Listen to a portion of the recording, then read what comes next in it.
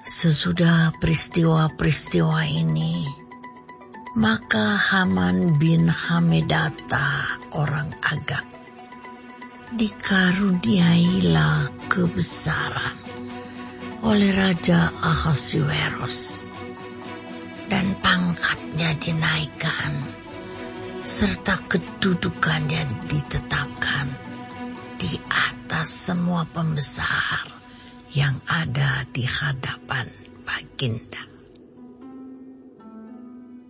Dan semua pegawai raja yang di pintu gerbang istana raja berlutut dan sujud kepada Haman, sebab demikianlah diperintahkan raja tentang dia.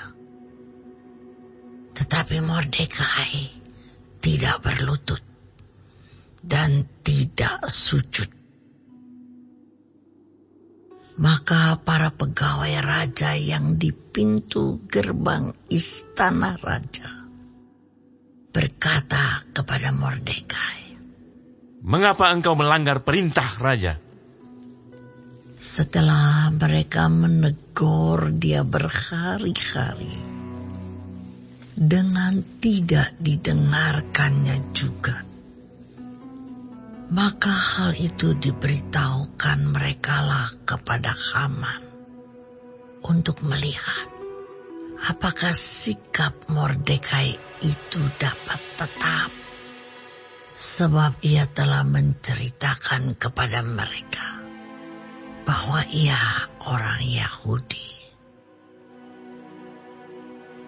Ketika Haman melihat bahwa Mordekai tidak berlutut dan sujud kepadanya,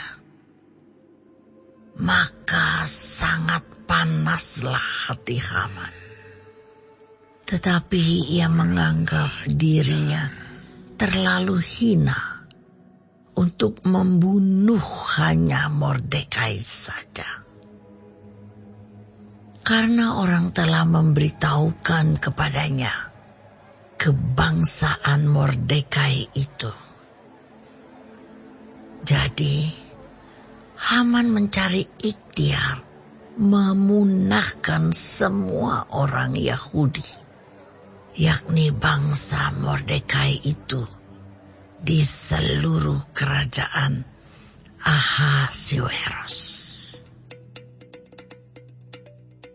Dalam bulan pertama, yakni bulan Nisan, dalam tahun yang ke-12, zaman Raja Ahasuerus, orang membuang pur, yakni undi, di depan Haman, hari demi hari dan bulan demi bulan, sampai jatuh pada bulan yang ke-12, yakni bulan Adar. Maka sembah Haman kepada Raja Ahasuerus, "Ada suatu bangsa yang hidup tercerai-berai dan terasing di antara bangsa-bangsa di dalam seluruh kerajaan Tuanku. Dan hukum mereka berlainan dengan hukum segala bangsa. Dan hukum raja tidak dilakukan mereka, sehingga tidak patut bagi raja membiarkan mereka leluasa. Jikalau baik pada pemandangan raja, hendaklah dikeluarkan surat titah untuk membinasakan mereka. Maka hamba akan menimbang perak 10.000 talenta dan menyerahkannya kepada tangan para pejabat yang bersangkutan, supaya mereka memasukkannya ke dalam perbendaharaan raja." Maka raja mencabut cincin meterainya dari jarinya, lalu diserahkannya kepada Haman bin Hamedata, orang Agag, seteru orang Yahudi itu. Kemudian titah raja kepada Haman.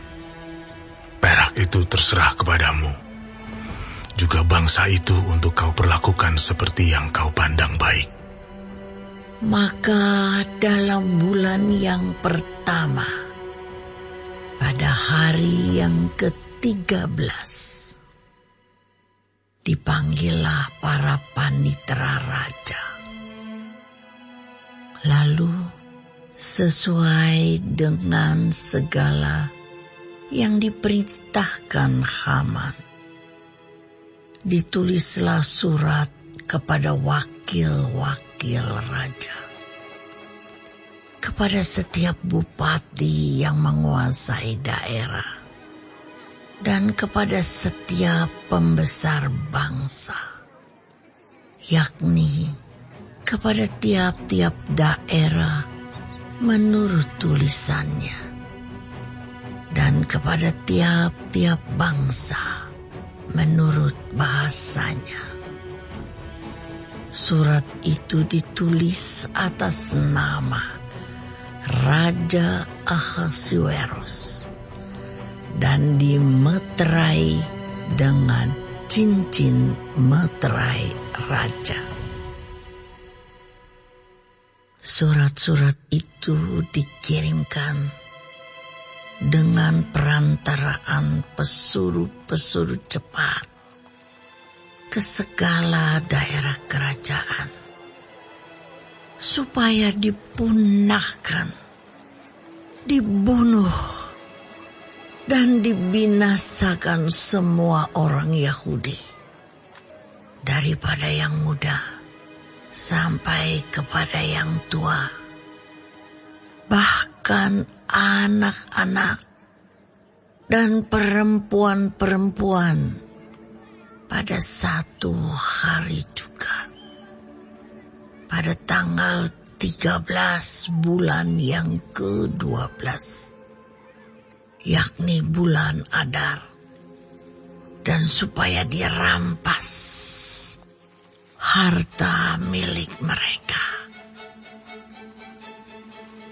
Salinan surat itu harus diundangkan di dalam tiap-tiap daerah, lalu diumumkan kepada segala bangsa, supaya mereka bersiap-siap untuk hari itu.